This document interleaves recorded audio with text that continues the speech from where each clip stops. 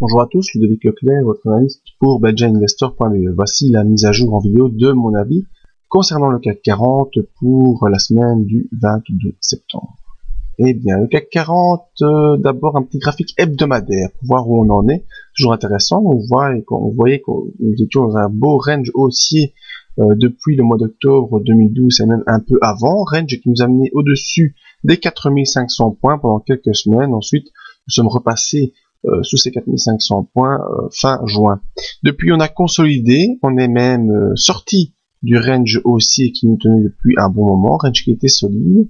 On est venu faire un point bas vers les 4147 points et maintenant on est revenu sur la zone des 4500 points et on semble éprouver des difficultés à revenir dans le range haussier.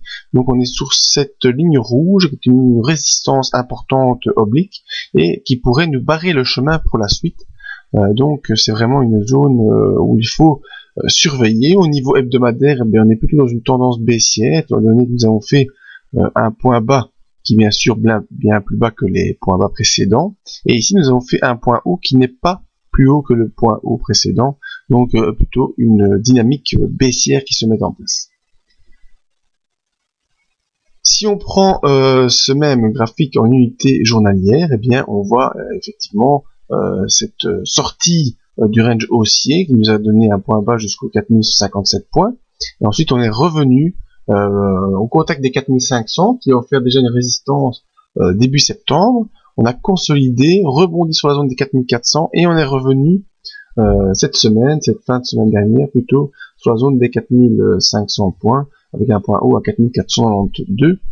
Point haut qui a été un échec pour l'instant parce que on a consolidé pour revenir faire une clôture sur 4461 points.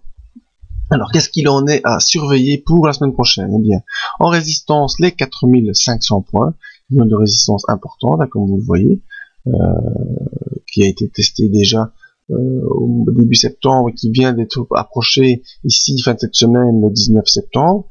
C'est un échec également, donc il faudra plutôt regarder dans les supports, les 4424 points, comme vous le voyez ici, qui est la M20, et également la zone 4410. Donc cette zone ici est une zone de support.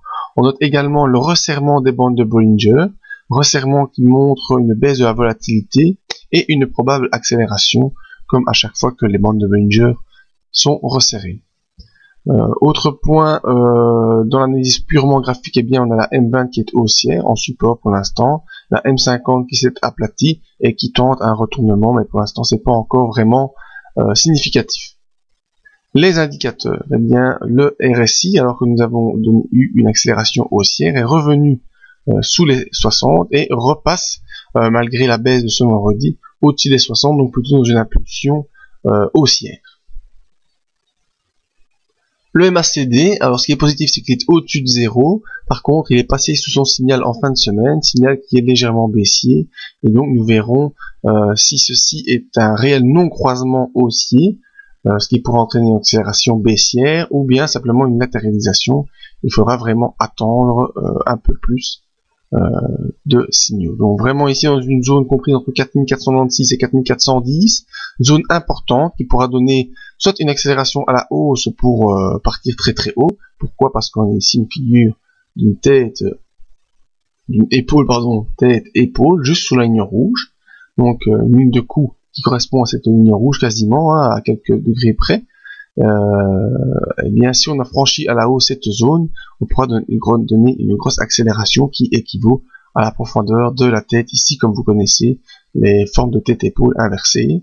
Autre repère également, donc comme je vous le disais, au niveau haussier, les 4500 et au niveau du bas, bien la zone comprise entre 4424 et 4410. Mon sentiment donc est neutre en cette fin de semaine, même début de semaine prochaine. Pourquoi? Parce que nous attendrons, comme toujours, un signal qui donnera le départ de l'impulsion, impulsion soit baissière en dessous de 4410, soit haussière au-dessus des 4500. Voilà, c'est donc mon avis sur le S&P 500. Vous pouvez nous rejoindre sur le site pour toutes les autres analyses en vidéo. Et n'oubliez pas de venir demander vos analyses personnalisées sur un actif que vous pouvez me demander. Merci à tous, à bientôt.